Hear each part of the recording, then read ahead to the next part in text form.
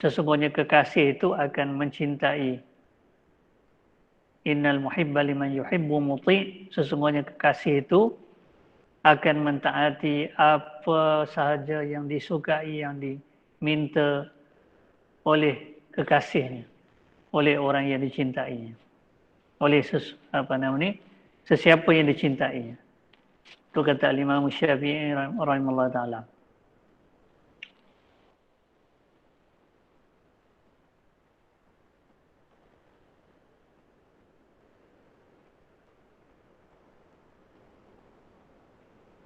Boleh dengar ya tuan-tuan? Jelas tak?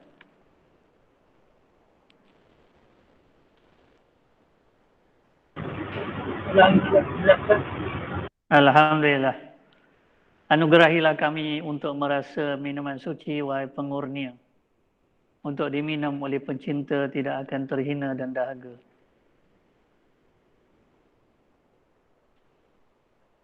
InsyaAllah pada malam ni kita akan menyambung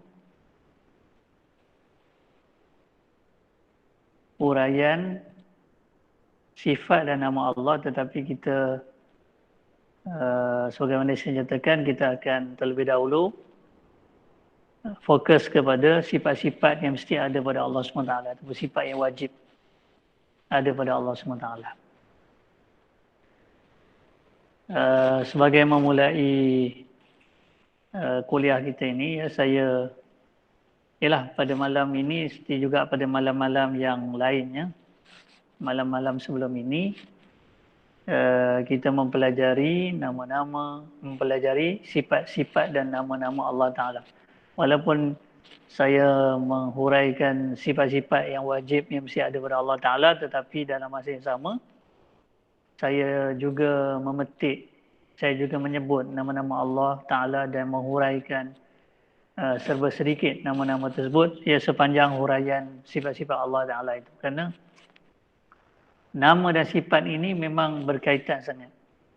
Al-asma' dalatun ala sifat. Nama-nama itu menunjukkan sifat. Nama-nama Allah itu sebenarnya menunjukkan sifat Allah Ta'ala. Dan Syekh Ibn Athaillah Sakandari dalam kitab Hikam berkata, Dalla biwujudi atharihi ala wujudi asma'ihi. Wujudnya kesan-kesan yang ada di alam ini. Malah kita ni pun sebahagian daripada alam. Kita ni pun sebahagian daripada kesan. Kewujudan kita ni sebenarnya kesan perbuatan. Perbuatan apa? Perbuatan Allah SWT. Dalla biwujudi athari ala asma'ihi. Jadi kesan-kesan yang ada di alam ini menunjukkan nama-nama Allah. Misal kata, bila kita sebut ciptaan, makhluk ni bahasa Arab. Dalam bahasa Melayu, apa yang dicipta. Apa-apa yang dicipta disebut makhluk. Jadi Allah Ta'ala itu dia adalah Al-Khaliq. Dia juga Al-Khallaq.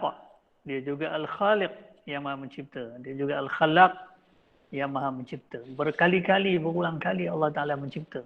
Mencipta dan mencipta dan mencipta dan mencipta. Itu Al-Khallaq.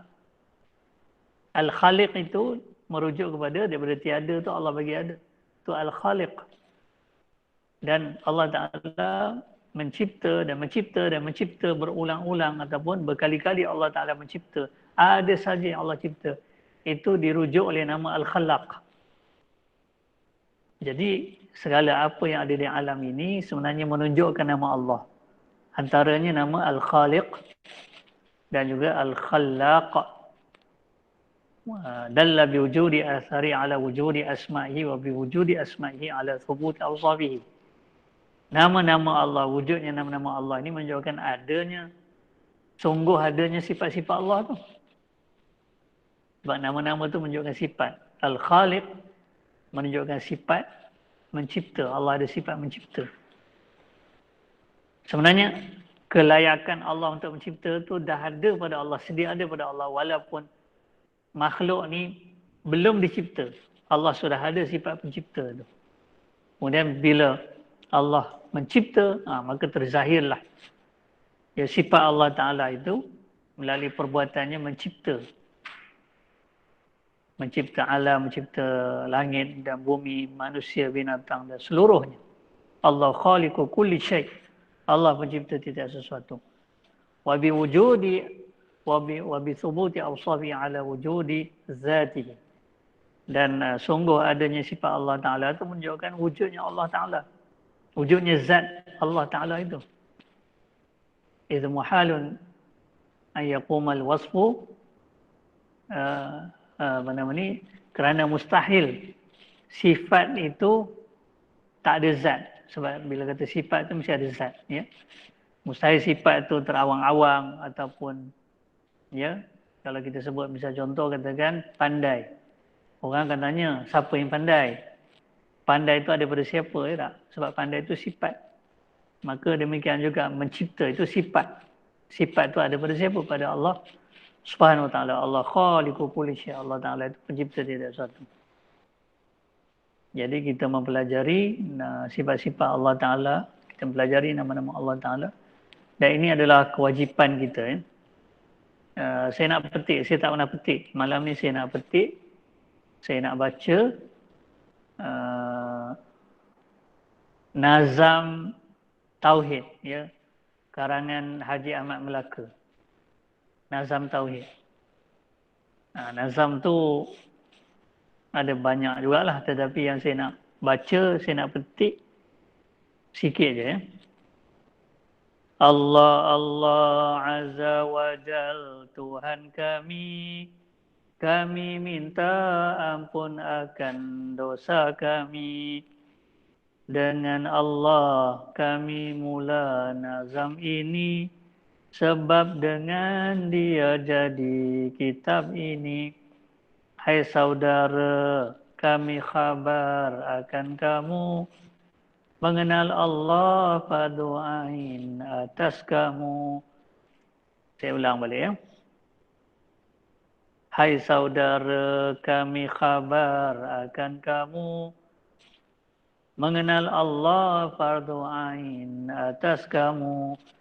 Hai saudara, kami khabar akan kamu. Mengenal Allah fardu ain atas kamu. Ini nazam, cara nazam Melaka. Alhamdulillah saya belajar nazam ni dulu dengan Pak Ruslan Madun. Ya. Jadi jelas daripada nazam tu tadi, saya ulang balik, hai saudara, kami khabar akan kamu, mengenal Allah fadu'ain atas kamu. Jadi mengenal Allah itu kewajipan kita. Kita wajib mengenal Allah. Bagaimana kata Syekh Ibn Raslan dalam Matan Zubat, awwalu wajibin 'alal insani ma'rifatul ilahi biistiqani. Kewajipan yang pertama dan utama kepada insan adalah mengenal Tuhan sepenuh keyakinan. Dan sebenarnya perintah daripada Allah Ta'ala, fa'alam annahu la ilaha illallah. Maka ketahuilah bahawa tidak ada Tuhan melainkan Allah. Jadi perintah itu perintah wajib, fa'alam. Baik itu imam kita dalam bidang akidah, Imam Abul Hasan Al-Asy'ari rahimahullah Ta'ala pernah berkata, yajibu 'alal 'abdi al-'ilmu billahi wa dinihi wa rasulihi wa dinihi. Manusia ni wajib mengenal Allah, mengenal Rasulnya dan mengenal agamanya. Jadi ini kewajipan kita sebagai manusia. Allah Ta'ala hadirkan kita ke muka bumi ini bukan duduk saja. Apa hasibtum annama khalaqnakum abatha. Adakah kamu menyangka kami ciptakan kamu bermain-main saja-saja? Ya, percuma. Orang Indonesia bilang percuma. Sia-sia. Tidak. Tetapi ada misi. Allah Ta'ala hadirkan kita ke muka bumi ini. وَمَا خَلَقْتُ الْجِنَّ وَالْإِنسَ إِلَّا لِيَعْبُدُونَ. Dan tidak aku ciptakan jin dan manusia kecuali supaya mereka menyembahku. Liya'buduni itu ditafsirkan oleh sebagian ulama. Liya'rifuni. Untuk mengenalku, karena Al-Imam Al-Ghazali rahimahullah berkata, la tasihul ibadatu illa ba'da ma'rifatil ma'bud. Tak sah ibadat kecuali setelah mengenal yang nak ditujukan ibadat kepadanya, itu Allah Ta'ala. Itu sembahyang itu, inna salati wa nusuki wa mahyaya wa mamati lillahi rabbil alamin. Kita alamatkan sembahyang kita itu kepada Allah. Jadi kena kenal dulu Allah. Kalau tidak, alamatnya nanti salah. Karena orang Kristian juga menyebut Allah. Tapi adakah Allah yang mereka faham itu sama dengan Allah yang kita faham? Ya, Allah yang mereka faham itu Allah yang ada anak. Allah yang ada sifat manusia.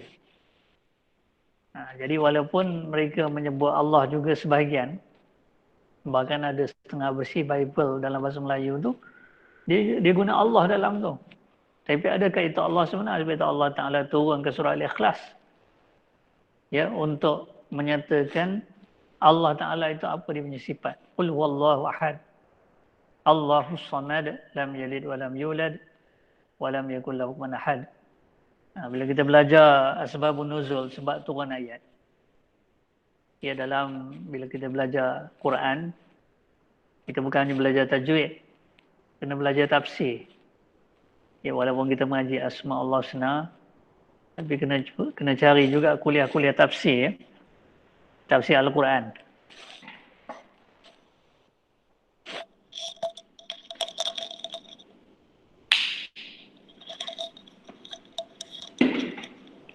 Kerana untuk memahami asma Allah Husna ni, kita perlu memahami Al-Quran. Kerana Al-Quran itu adalah huraian kepada seluruh nama Allah. So, mana kata Al-Imam Syafi'i rahimahullah, wa jami'ul Qur'ani syarhun li syarhu asma'illahil husna. Ya, nanti saya tunjukkan sini tuan-tuan kata-kata Al-Imam Syafi'i rahimahullahu ta'ala.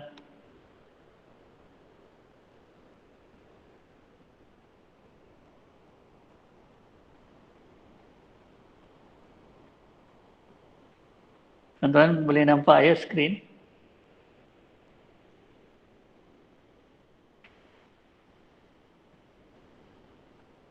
Boleh nampak skrin Alhamdulillah.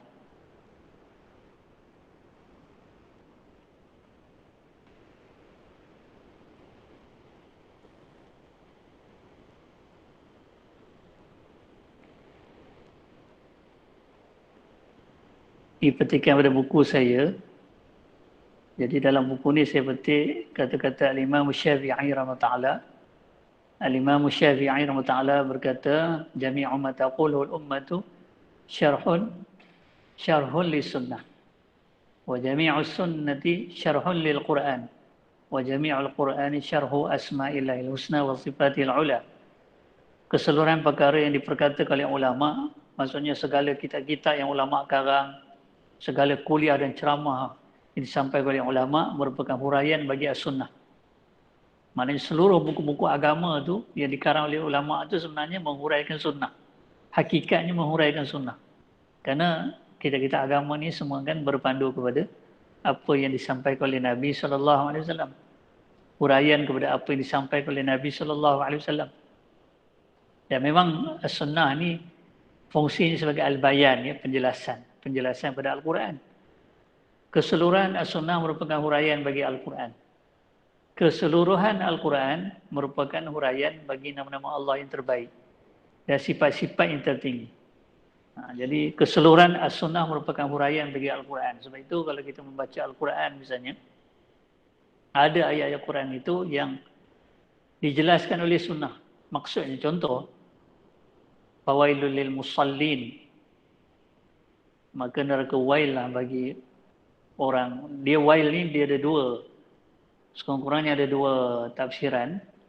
Dalam kita tafsir disebut, satu al-halak, kecelakaan. Satu lagi wail ini adalah wadim fi jahannam, lembah dalam neraka jahannam. Fawailul lil musallin alladhina hum an salatihim sahun. Maka wail, kebinasaan ataupun lembah dalam neraka jahannam bagi orang yang mengerjakan solat yang lalai daripada solatnya. Alladzina hum an salatihim sahun. Jadi apa maksud ayat ni? Maka datang satu hadis yang diriwayatkan oleh Sayyidina Sa'd bin Abi Waqqas ya radhiyallahu anhu, humul ladzina yu'akhir Rasulullah sallallahu alaihi wasallam sabda, humul ladzina yu'akhiruna an waqtiha. Atau kama qala sallallahu alaihi wasallam. Maksud golongan lalai pada solat ni lah orang yang menunda-nundakan, melewat-lewatkan solat sehingga terkeluar pada waktu. Jadi sunnah menghuraikan ayat Quran ni. Itu satu contoh lah. Keseluruhan as-sunnah merupakan huraian bagi Al-Quran. Sebab itu walaupun kita mengaji Asma' Allah Husna, ya, minat kita kepada Asma' Allah Husna, tetapi nak memahami Asma' Allah Husna tu kena mengaji tauhid, fiqh, tasawuf, kita yang ulama karang. Ya, dalam pelbagai bidang ilmu. Kemudian kena belajar sunnah itu sendiri, hadis-hadis. Ya, kita belajar hadis Nabi sallallahu alaihi wasallam. Paling asas lah belajar hadis 40 Imam Nawawi. Sebenarnya tuan-tuan dan puan yang budiman, untuk memahami Asma' Allah Husna ni, tuan-tuan sekurang-kurangnya, kalau hadis sekurang-kurangnya hadis 40. Itu minimum sekurang-kurangnya. Kalau kita, sebab sebagian besar daripada ajaran yang Allah Ta'ala turunkan ini, ia terkandung intisarinya dalam hadis 40 yang disusun, dikumpul oleh Imam An-Nawawi rahimahullah ta'ala. Jadi apabila kita memahami sunnah, maka kita akan dapat memahami Al-Quran. Ya. Keseluruhan sunnah merupakan huraian bagi Al-Quran.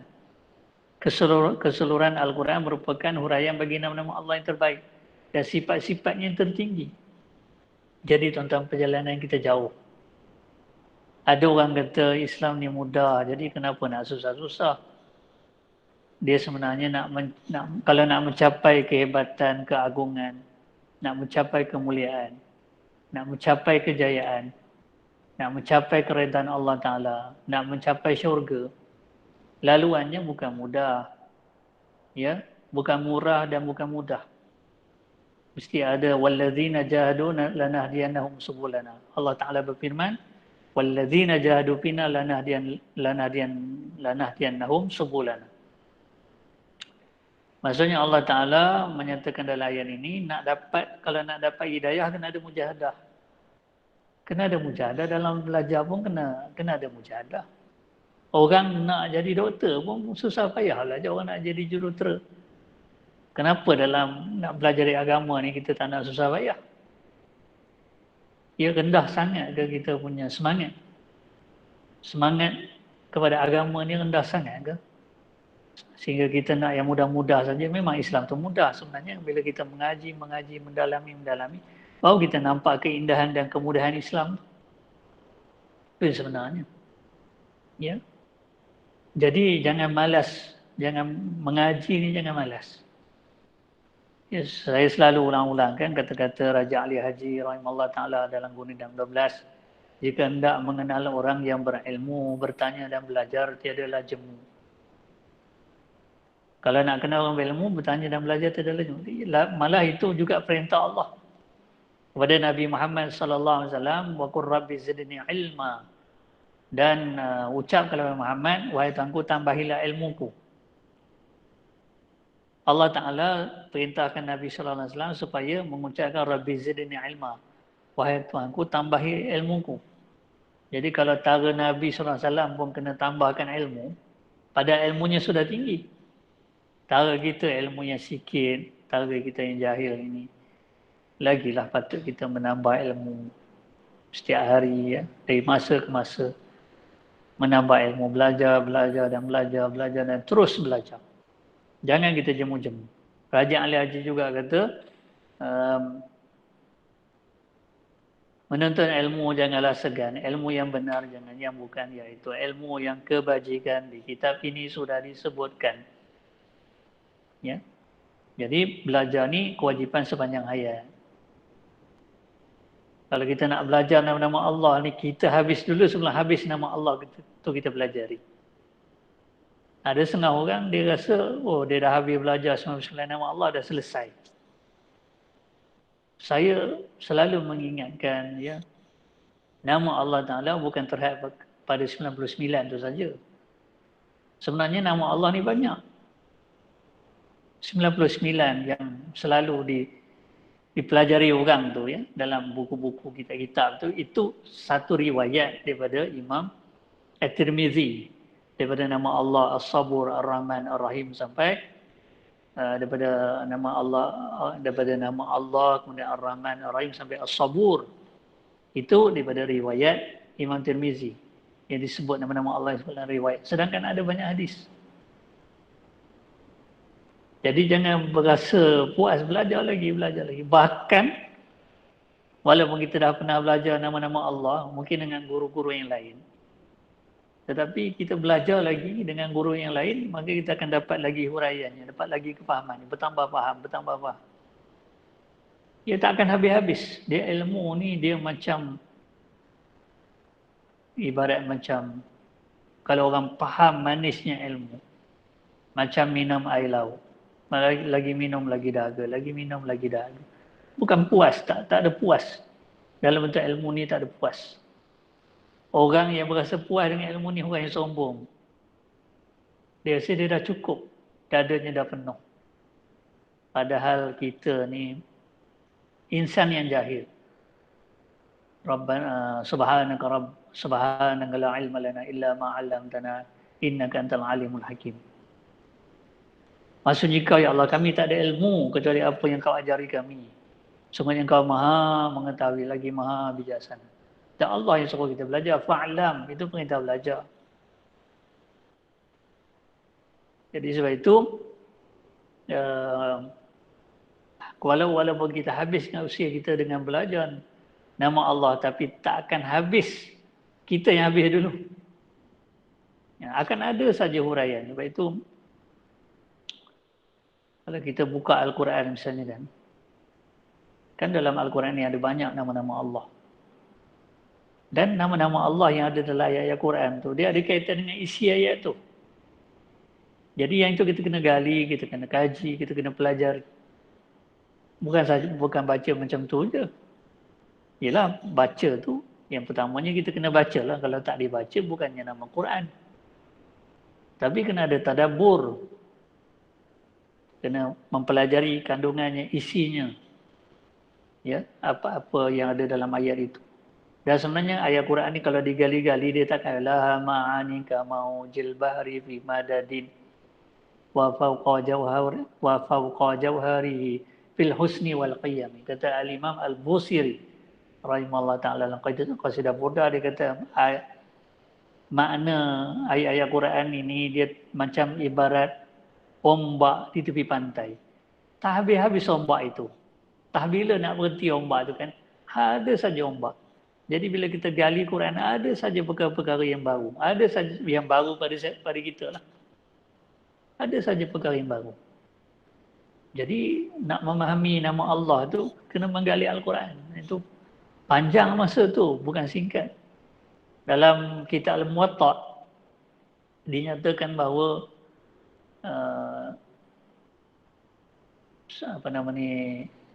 Sayyidina Umar radhiyallahu anhu dia mendalami surah Al-Baqarah saja sampai 12 tahun. Ya, boleh kalau tak silap saya boleh rujuklah kita Al-Muwatta. Kita hadis Imam Malik rahimahullah ya. Kita Al-Muwatta ni kita hadis oleh Imam Malik rahimahullah taala. Jadi dia dicantumkan riwayat bahawasanya Sayyidina Umar bin Al-Khattab radhiyallahu anhu dia mendalami surah Al-Baqarah itu saja makan masa 12 tahun. Anak beliau Sayyidina Abdullah bin Umar radhiyallahu anhuma mendalami surah Al-Baqarah itu kira-kira 8 tahun. Bila selesai mendalami surah Al-Baqarah itu disembelih apa tu unta. Macam kita lah buat kenduri lah istilahnya. Jadi nampak kesungguhan para sahabat mempelajari kandungan Al-Quran. Jadi kalau kita nak memahami nama-nama Allah ini, maka Al-Quran itu mesti dipahami. Tapi nak mempelajari Al-Quran itu kan panjang masanya daripada Al-Fatihah sampai An-Nas ni. Keseluruhan. Jadi sebab itu saya kata jangan jemu belajar. Sikit. Peribahasa Arab kata innal jibala minal hasa. Bukit tu, gunung tu daripada batu-batu yang kecil asalnya. Daripada pasir, batu-batu tu bila berkumpul-kumpul dia jadi gunung. Jadi ilmu ni pun macam tu juga. Sikit-sikit kita belajar, sikit-sikit kita belajar. Makin bertambah. Sebenarnya makin bertambah ilmu kita, sebenarnya makin banyak perkara yang rupanya kita belum tahu sebelum ini. Dan wa fawqa kulli dhi ilmin alim, di atas yang berilmu tu ada yang maha mengetahui, maha berilmu, itu Allah Ta'ala. Jadi nak dapat ilmu ni kita usaha dan kita doa. Dalam bahasa Latin disebut ora elabora. Maksudnya doa dan usaha. Ya, doa dan usaha. Usaha dengan jalan belajar, menuntut. Keseluruhan Al-Quran merupakan huraian bagi nama-nama Allah yang terbaik dan sifat-sifat yang tertinggi. Nah, contohnya kan kalau kita kaji nama Allah Ar-Rahim misalnya kan, kita akan jumpa ayat Quran wa kana bil mu'minina rahima. Maknanya sifat rahim Allah Taala ni dikhususkan dengan sifat rahim itu, Allah khususkan rahmat kepada orang beriman. Jadi terhurai nama Allah tu dengan ayat tadi. Ya, dia bukan rahmat secara umum. Sebab itu rahmat secara umum itu Ar-Rahman wa rahmati. Itu ayat Quran yang lain pula, wa rahmati wasi'at kulla syai'. Dan rahmatku meliputi tiap-tiap sesuatu. Nah, itu merujuk ada Ar-Rahman, nama Allah Ar-Rahman. Allah Ta'ala ni dia maha pengasih, tak pilih kasih, itu Ar-Rahman. Dia bagi semua, kafir, mukmin, semua dia bagi. Tetapi Ar-Rahim, dengan nama Allah yang maha pengasih, tak pilih kasih, maha penyayang, tak banding sayang. Sayang Allah pada orang mukmin itu tak banding sayang. Itu Ar-Rahim. Wa kana bil mu'minina rahima. Jadi ayat-ayat Quran ini menghuraikan nama-nama Allah. Sebab itu bila kita mengaji Asmaul Husna ni tuan-tuan dan puan-puan yang budiman, ya, mesti ada ambilan, mesti ada rujukan. Bukan boleh huraian pakai fikiran. Mesti ada sumber supaya huraian itu tepat. Kalau tidak nanti huraian itu tersasar. Sebab itu saya dengar misalnya dalam ceramah dalam beberapa ceramah kuliah Dr. Wan Masri, ya, ada huraian-huraian yang tersasar, yang tidak tepat, yang tidak ada ambilan, yang tidak ada rujukan. Jadi ini bahaya kalau kita bukan ahli, kita jangan berani. Ya, kepetahan bertutur, kemampuan mempengaruhi orang itu bukan suatu ukuran betul atau salah. Kita nak tahu sesuatu ajaran, sesuatu huraian, sesuatu pengajaran itu betul salah, dia mesti ada neraca. Dia mesti ada kayu ukur. Kayu ukurnya adalah berdasarkan Quran dan Sunnah dan ilmu-ilmu syariah. Kaedah-kaedah syariah. Tapi masalahnya, adakah orang yang menghuraikan nama Allah Ta'ala itu dia berusaha mendalami Al-Quran, berusaha mendalami As-Sunnah, yang berusaha mempelajari, menguasai kaedah-kaedah syariah, kaedah-kaedah syarak. Dan sudah tentu nak menghuraikan nama Allah ni mesti menguasai bahasa Arab. Sebab nama-nama Allah ini dalam bahasa Arab. Nama-nama Allah yang kita terima ni dalam bahasa Arab. Jadi kalau orang tu tak tahu bahasa Arab, tak mendalami bahasa Arab, macam mana dia nak hurai? Sebab itu dibembangi ada huraian-huraiannya yang silap. Kadang-kadang kita dengar sedap, kadang-kadang kita dengar menarik. Tetapi rupa-rupanya huraiannya itu silap ataupun tersasar. Ataupun tidak tepat. Ya. Bahkan kadang-kadang terjemahannya pun tidak tepat. Ya. Jadi itulah saya mengajak kepada tuan-tuan dan puan-puan yang budiman. Ialah yang sudah tu sudahlah, tetapi yang akan datang ni maksudnya kita mesti mempelajari ilmu asma Allah Husna daripada sumber yang betul, daripada cara yang betul. Ya. Dan ada kalanya saya terpaksa menyebut kesilapan-kesilapan Dr. Wan Masri itu kerana mungkin sebahagian daripada tuan-tuan pernah mengikuti kuliah dia. Jadi kita kena menerang sebab dia memang bila kita belajar tauhid ini, dia perlu pada penjelasan. Kalau kita tak tahu mana yang betul, mana yang salah, nanti kita akan ikut yang salah. Kita tak ikut yang betul. Sebab itu kena tahu mana yang betul, mana yang salah. Ya, supaya kita kenal, yang ini salah, ini tak tepat, jangan ikut, jangan pegang yang ini. Ini betul, ikut yang ini, pegang yang ini. Itu penting. Sebab kita nak menuju kepada Allah. Jangan nanti salah lorong, salah simpang. Kita rasa macam kita menuju kepada Allah, tapi sebenarnya kita menuju ke jalan yang lain. Karena jalan yang kita lalui itu tidak tepat. Ya. Keseluruhan Al-Quran merupakan huraian bagi nama-nama Allah yang terbaik dan sifat-sifat yang tertinggi. Itu kata-kata Al-Imam Syafi'i rahimahullah ta'ala.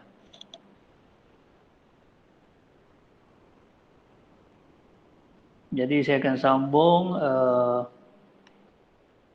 huraian sifat Allah Ta'ala.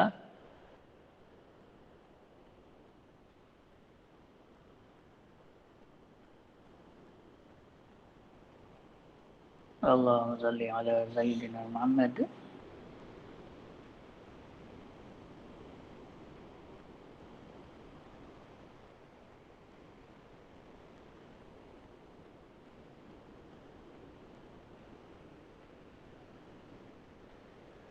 Kita masuk pada Allah SWT mesti mengetahui. Allah Subhanahu Wa Taala mesti mengetahui.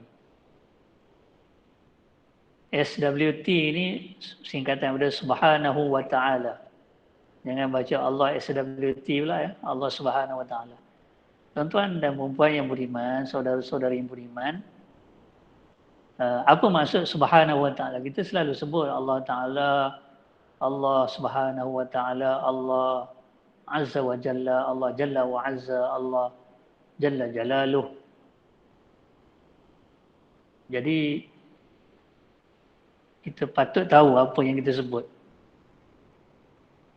Minta maaf cakap, kalau tidak kita jadi burung kakak tua atau burung tiung yang boleh diajar menyebut tapi dia tak faham apa yang dia sebut. Jadi mengapa kita sebut Allah Subhanahu Wa Taala, Allah Taala, Allah Azza wa Jalla, Allah Jalla wa Azza, Allah Jalla Jalaluh dan sebagainya. Jadi sebutan-sebutan tadi itu sebenarnya dipanggil fi'il tanzih. Dia adalah untuk tanzih. Tanzih ini maksudnya kita nak menyucikan. Allah itu suci. Pikiran kita tak suci kadang-kadang. Pikiran kita ni kadang-kadang masih membayangkan Tuhan dengan sifat-sifat makhluk. Masih memahami Tuhan ini dengan sifat-sifat makhluk. Jadi Allah Ta'ala maha suci dia daripada kekurangan, dia mesti bersifat dengan kesempurnaan. Itu maksud Subhanahu Wa Ta'ala Jalla Jalalu, Azza wa Jalla, Jalla wa Azza. Dia ada dua di situ. Menafikan kekurangan kepada Allah Ta'ala dan meyakini kesempurnaan Allah Ta'ala. Jadi Allah Ta'ala yang kita kenal, yang kita fahami itu bukanlah seperti Allah yang dipahami oleh orang Yahudi, oleh orang Nasrani. Yahudi juga menyebut Allah, tetapi mereka kata Uzair anak Allah. Orang Nasrani juga menyebut Allah. Tuan-tuan saya diberi kesempatan oleh Allah Ta'ala pergi ke Mesir tahun 2018. Bulan 1 macam sekarang bulan Januari.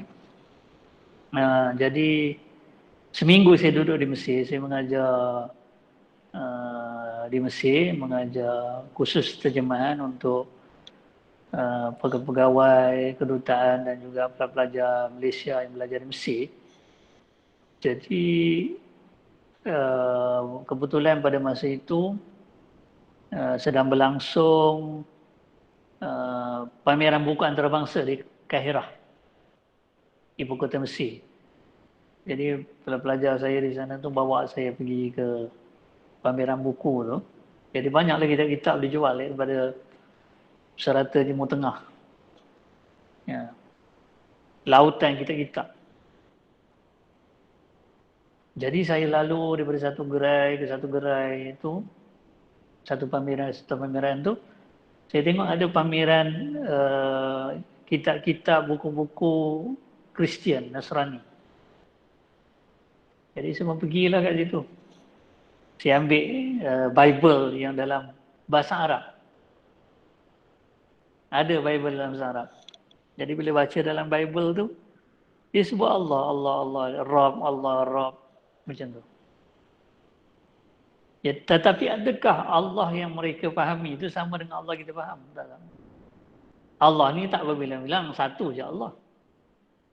Tetapi Allah Ta'ala tu dia ada sifat. Sifat dia sifat ketuhanan. Sifat ketuhanan tu sifat kesempurnaan. Walillahil masalul a'la.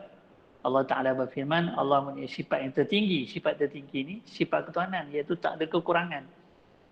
Tak ada kelemahan, tak ada kesilapan. Segalanya sifat kesempurnaan. Baik itu bila kita belajar Asma Allah Husna, maka terpancar dan tergambar kepada kita kesempurnaan Allah. Allah tu memang maha sempurna. Sebelum kita kenal dia, dia memang maha sempurna. Sama ada kita kenal dia ke kita tak kenal dia ke, dia tetap sempurna. Dia tetap hebat agung. Cuma kita belajar mengenali dia. Jadi daripada nama-nama Allah Ta'ala tu kita dapat tahu kesempurnaan. Dia ibarat ginilah. Kadang-kadang kalau orang tu kan, kita kenal satu orang haji ni. Haji ni kan dia serba boleh. Jadi imam semayang boleh, dia menyembelih pun boleh, bertukang pun boleh, membaiki kenderaan pun boleh. Wah, hebat haji ni. Macam-macam kebolehan dia. Itu kita kata pada makhluk.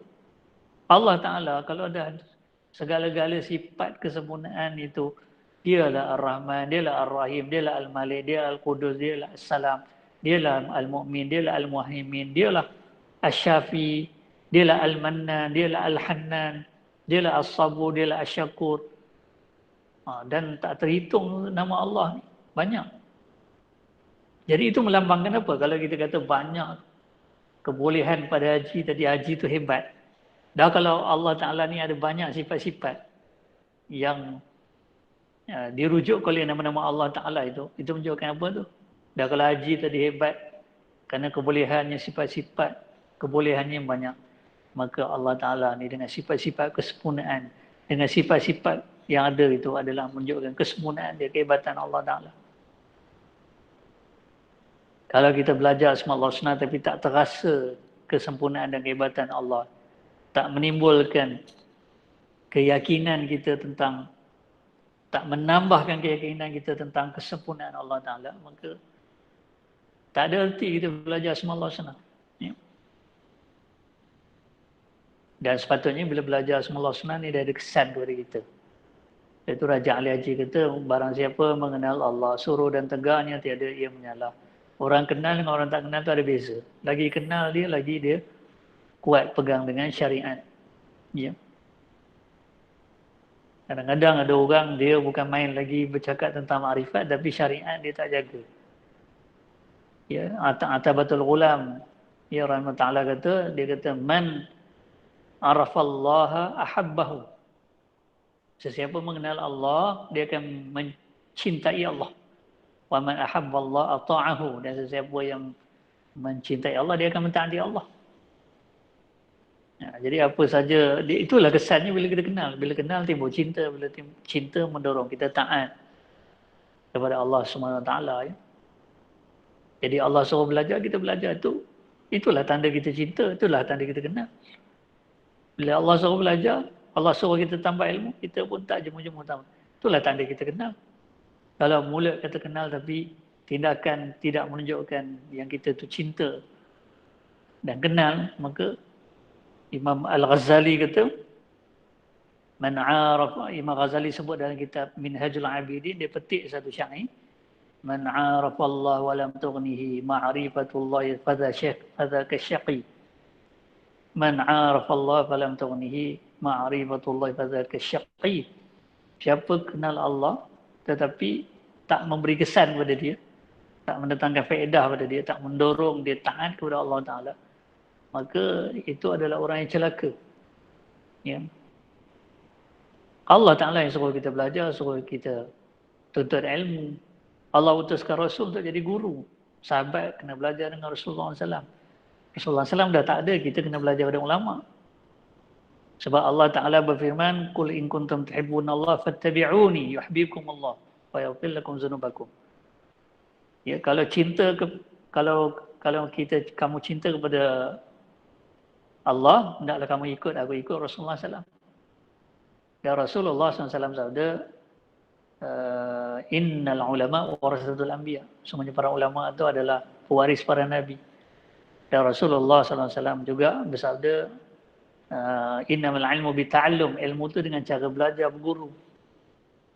Ya, jangan dakwa dapat ilham pada Allah. Siapa kita ni? Ya, kita ni manusia biasa. Bukan wali Allah, Nabi jauh sekali. Jadi ilmu kita ni dengan jalan belajar. Allah yang suruh belajar tu.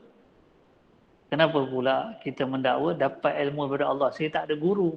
Orang lain ada guru. Saya tak ada guru. Saya dapat ilmu langsung daripada Allah. Macam mana boleh mendakwa begitu? Sedangkan Allah Ta'ala yang suruh menuntut ilmu. Allah utus Rasul supaya para sahabat belajar. Manusia dibimbing mempelajari ilmu pada Rasul. Rabbana wa ba'ath fihim rasulan minhum yatslu alaihim ayatika wa yu'allimuhumul kitab wal hikmah yuzakkihim. Dalam ayat ni salah satu tugas Rasul tu mengajar. Sebab nak dapat ilmu tu ada sebab. Sebabnya dengan jalan belajar. Tiba-tiba ada orang mendakwa dia dapat ilmu ni ilham. Dia dapat ilmu ni langsung kepada Allah. Dia berguru kepada Allah. Mana boleh mendakwa berguru kepada Allah?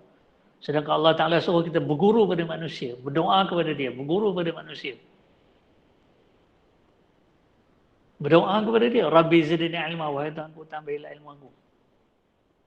Tapi Allah Ta'ala kata, fas'alul ulama. Fas'alu alal ilmi in kuntum la ta'lam. Fas'alu alal zikri in kuntum ta'lam. Bertanyalah kepada ahli ilmu kalau kamu tak tahu. Kita tak tahu, cari ahli ilmu. Cari ulama. Cari tuan guru, cari ustaz, cari maulana. Tapi ada pula ya, yang mendakwa dia kata ustaz ni, tuan guru ni, ulama, maulana ni tak boleh pakai. Allahu Akbar. Astaghfirullahalazim. Imam Hasan Basri kata laulal ulama la sara an-nas mithla al-bahim. Kalau tak ada ulama, manusia jadi seperti binatang. Dia tak kenal Allah, langgar larangan Allah dia buat. Yang Allah suruh dia tak buat sebab tak kenal. An-nasu a'da'u majal. Manusia itu memusuhi apa yang dia tak kenal, dia tak tahu. Yang dia jahil. Jadi kita ni janganlah kita berasa sombong, aku dada dah penuh dengan ilmu. Dia tak payah cari guru. Tetapi buka internet, buka buku, itu gurunya. Man la syaikha la fa syaitanu syaikhun lah. Siapa tak ada guru, syaitanlah guru dia. Jangan baca buku semata-mata. Asma Allah Husna ni tak memadai dengan baca buku saja. Dan orang yang mengajar Asma Allah Husna ni, dia tak boleh sekadar daripada dia apa pembacaan dia ajar, tak boleh. Sebab itu kalau tuan-tuan nak belajar, tuan-tuan kena kenal pasti guru tu belajar pada guru mana. Guru yang kita nak belajar tu ambil ilmu daripada mana. Inna hadzal ilma dinun fanzuru amman ta'khuduna dinakum. Ilmu agama ni adalah agama. Jadi hendaklah kamu lihat daripada siapa kamu mengambil ilmu ini. Adakah guru tu dia ambil daripada guru dia? Guru dia ambil daripada guru dia? Sampai kepada sahabat, sampai kepada Rasulullah sallallahu alaihi wasallam. Bertali temali. Ya. Baik, jadi kita sambung ni Allah SWT mesti mengetahui. Mengetahui adalah sifat yang mesti ada dan sedia ada pada Allah SWT. Dengan sifat ini segala perkara sama ada yang wujud atau tidak tersingkap dengan nyata dan terang kepada Allah. Tak ada yang sembunyi kepada Allah. Segalanya tembus dan telus kepada Allah. Inna Allah la yakhfa 'alaihi syai'un fis samawati wala fil ard. Semuanya tidak ada sesuatu di langit di bumi yang tersembunyi kepada Allah. Nah, jadi kalau dalam pengajian Asma Allah Husna kita ada nama Allah Al-Alim antaranya, Al-Khabir. Nah, ini antara nama-nama yang merujuk pada sifat mengetahui. Al-Latif juga. Ya, sebahagian bermakna Al-Latif itu Allah mengetahui perkara yang halus. Perkara yang seni-seni yang halus. Ya, yang menjadi rahsia kepada kita tapi tidak menjadi rahsia kepada Allah SWT. Ya. Sebab itu ada nama yang berangkaian misalnya wahwal latiful khabir, dan dialah yang maha halus pengetahuannya Lagi maha mendalam pengetahuannya. Al-Latiful Khabir. Al-Latif itu ada banyak makna. Itu satu bermaknanya. Nah, ini kadang-kadang orang mengajar Asma Allah Husna kalau dia tak mendalami. Kadang-kadang dia huraikan nama Allah tu dengan satu dua makna saja. Sedangkan ada beberapa makna. Ya, lebih dari satu makna. Lebih dari dua makna. Ada setengahnya tu. Ya, ada banyak makna. Nama-nama Allah itu. Ya. Allahu Akbar. Allahu Akbar. Dengan sifat ini segala perkara sama ada yang wujud atau tidak tersingkap dengan nyata dan terang kepada Allah SWT. Maksudnya Allah SWT mengetahui segala perkara. Firman Allah Ta'ala, Innallaha bikulli syai'in alim. Sesungguhnya Allah Maha mengetahui akan tiap-tiap sesuatu. Penciptaan alam menjadi bukti bahawa Allah SWT mempunyai pengetahuan. Bagaimanakah alam yang indah, tersusun rapi dan menakjubkan ini dijadikan oleh Allah, jadikan oleh Tuhan yang tidak mempunyai pengetahuan. Bagaimanakah alam yang indah, tersusun rapi dan menakjubkan ini dijadikan oleh Tuhan yang tidak mempunyai pengetahuan. Hal ini tentu mustahil. Takkan Allah buat ni tak berdasarkan ilmu. Imam Tahawi rahmatullahi alaihi kita Aqidah Tahawiyah berkata, wa khalaqal khalqa bi'ilmi. Dan Allah Ta'ala mencipta makhluk ni dengan ilmu dia. Hal ini tentu mustahil untuk diterima oleh akal yang waras. Apabila kita melihat produk kraft tangan yang halus dan indah buatannya, kita pasti mengatakan bahawa tukang yang menghasilkannya adalah seorang pakar dalam pertukangan. Nah, kalau di saya sah ni di Kuala Kangsar di USAD, Universiti Sultan Azlan Shah di Bukit Candan ni. Sebenarnya tak jauh dari Bukit Candan ni ada satu kampung nama kampung Padang Cangkat. Dekat kawasan Candan ni ada seorang makcik nama makcik Khadijah. Dia ni pakar. Ya, memang di Malaysia ni dia ni pakar apa tu seni tekatan, seni tekat. Seni tekat ni kalau tuan-tuan tahu, kadang-kadang orang berkahwin tu kan dia ada bantal, ada tilam, baldu warna merah, merah hati bersulam dengan corak-corak tu bersulam dengan benang emas. Itu panggil tekat. Orang Perak panggil tekat, seni tekatan. Jadi kita tak tengok Makcik Khadijah, kita tengok buatan dia tu. Hasil ketungangan dia tu. Tadi kita bila kita tengok, wah hebat Makcik. Tukang ni mesti hebat, tukang ni mesti pandai, tukang ni mesti mahir, tukang ni mesti teliti, tukang ni mesti tekun, tukang ni mesti berpengalaman.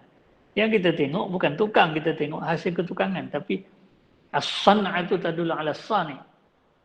Hasil ketukangan, hasil ciptaan itu menunjukkan pencipta, menunjukkan tukang. Jadi bila kita tengok alam ni, ini membayangkan hebatnya Allah, luasnya ilmu Allah, mendalamnya ilmu Allah. Itu yang akan subhana rabbana ma khalaqta hadza batila subhanaka wa qina azabannar. Kita akan mengagumi, berasa takjub dengan ciptaan Allah Ta'ala. Ya. Kerana ciptaan Allah Ta'ala menunjukkan hebatnya Allah Ta'ala. Terasa kehebatan Allah Ta'ala. Jika demikian halnya, Allah SWT tentu mempunyai pengetahuan tentang apa-apa yang diciptakan. Dengan kata lain, Allah SWT adalah Tuhan yang Maha Pencipta lagi Maha Mengetahui. Kuasa Allah Ta'ala berdasarkan kehendaknya.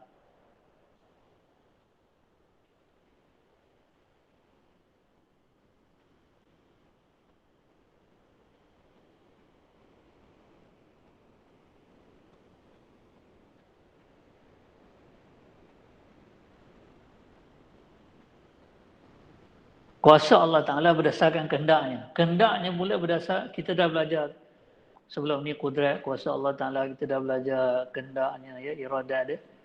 Kehendaknya pula berdasarkan pengetahuan. Sebagai contoh, seorang bayi yang diberi nama Hazama. Hazama ni nama penyanyi sebenarnya. Ya, saya saja ambil contoh, sebagai contoh nama. Contoh seorang bayi. Sebagai contoh, seorang bayi diberi nama Hazama telah dilahirkan pada 18 Ogos 1990.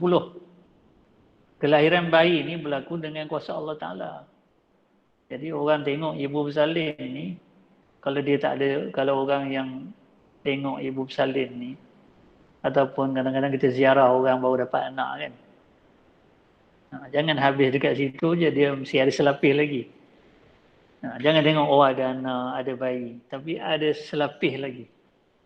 Ya, di sebalik itu ada apa? Ada kuasa Allah. Kalau tidak tak lahir bayi itu.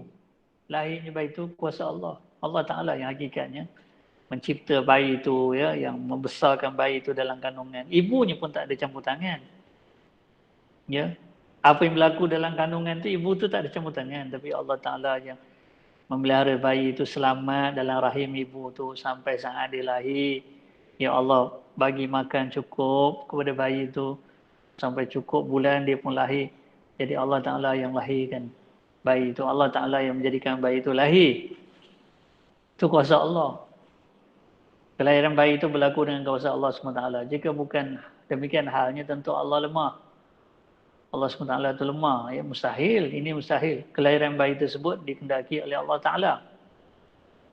Dengan kuasa dan kehendaknya, bayi itu lahir. Dia berbuat sekendaknya. Tiada sesiapa yang mengerahkan atau memaksa. Kelahiran bayi itu pada tarikh tersebut sudah sedia diketahui oleh Allah. Jadi Allah lahirkan bayi itu dengan kuasanya, berdasarkan kehendaknya dan berdasarkan ilmu dia, pengetahuan dia. Allah tahu dah bayi ini akan lahir ni, sifat-sifat bayi itu. Berapa kilogram lahirnya kan, apa sifat dia. Sempurna ke cacat, kulit cerah ke kulit gelap ke. Ya, ada tanda pada tubuh dia ke. Semua Allah tahu. Pengetahuannya meliputi setiap perkara sama ada yang telah sedang atau akan terjadi. Dalam Quran ada satu ayat wa ya'lamu ma fil arham. Dan Allah Taala mengetahui apa yang ada dalam kandungan ibu tu, rahim ibu. Ibu tu pun tak tahu. Ibu tu pergi scan. Pergi jumpa doktor kan, scan, barulah dapat tahu sikit. Tapi itu pun bukan semua, sebab yang tahu serba-serbi, segala segi tentang bayi itu adalah Allah Taala saja. Allah yang tahu. Sebab itu ayat Quran ini dimenafsirkan nama Allah Al-Alim. Maknanya Al-Alim, Allah Maha mengetahui. Apa yang Allah tahu? Banyak. Satu perkara wa ya'lamu ma fil arham. Allah mengetahui sampai dalam perut ibu tak Allah tahu. Ibu tu sendiri pun tak tahu. Dia tak tahu hakikat apa yang ada sebenar-benarnya yang dalam kandungan itu. Dia tak tahu. Dia tahulah ada bayi dalam kandungan. Tapi dia tak tahu apa sifat bayi itu apa semua. Kalau dia pergi scan, dapatlah tahu sebahagian sikit, bukan keseluruhan. Yang tahu serba-serbi seluruh dan seutuhnya tentang bayi itu hanya Allah Ta'ala. Wa ya'lamu ma fil arham. Itu yang Imam Syafi'i kata tadi. Wa jami'ul Quran syarhu asma'il husna. Seluruh Quran tak ada huraian pada nama Allah. Kita bukan boleh main hurai sendiri nama Allah tu, ikut fikiran kita. Dan mengikut ilham gunanya. Dia mesti nama-nama Allah tu dihuraikan berdasarkan Quran dan Sunnah. Macam ayat tadi, wa ya'lamu ma fil arham. Ayat itu merupakan huraian kepada nama Allah Al-Alim. Sampai begitu sekali pengetahuan Allah Ta'ala. Ya, apa yang terlindung pada kita tu tak terlindung kepada Allah. Ya. Pengetahuannya meliputi setiap perkara sama ada yang telah, sedang atau akan terjadi. Kejadian kemarin, kini dan kelak semuanya berdasarkan ilmu Allah. Kemarin itu maknanya dah, kini, sekarang, kelak itu yang akan datang.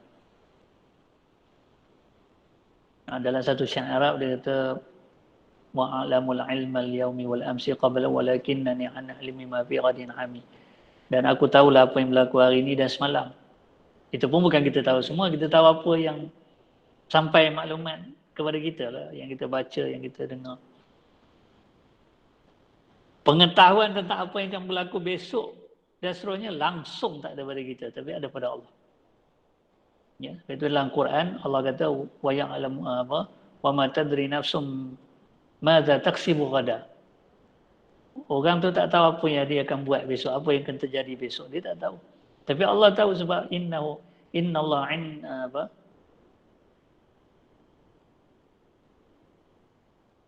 innallaha 'indahu 'ilmus sa'ati wa yunazzilul ghaitha wa ya'lamu ma fil arham. Wa 'indahu mafatihul ghaib. Itu dia ayat. Wa 'indahu mafatihul ghaib.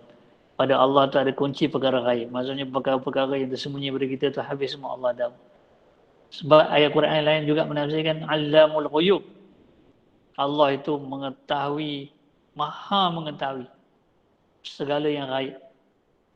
Kita tak tahu, yang nyata pun tak habis kita tahu. Yang gaib lagi lah.